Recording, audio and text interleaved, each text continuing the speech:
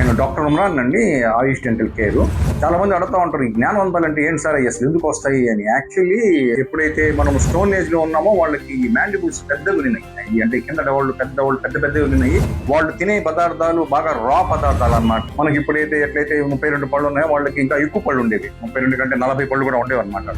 అక్కడి నుంచి మన ఎవల్యూషనరీ ప్రాసెస్ లో ఏమైందంటే ఈ కుక్డ్ ఫుడ్ అంతా వచ్చిన తర్వాత ఎక్కువ నమలాల్సిన అవసరం లేకుండా పోయింది ఫుడ్ ని. ఎవల్యూషన్ లో ఆ జీన్ అనేది చిన్న మ్యాండిబుల్ ని చేసేసింది, చిన్న దవడని చేసేసింది.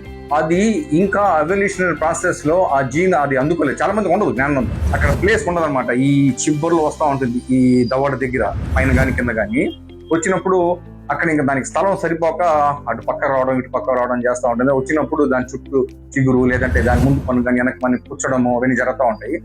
అలా జరిగినప్పుడు ఏమవుతుందంటే అక్కడ ఇన్ఫెక్షన్ రావడము, ఆ ఇన్ఫెక్షన్ స్ప్రెడ్ అవ్వడము, వాపు రావడము, సెల్యులైటిస్ రావడం, కొన్నిసార్లు మొత్తం మొహం అంతా వాసిపోతుంది అనమాట. అలాంటప్పుడు కాస్త డేంజర్ కూడా అవుతుంది.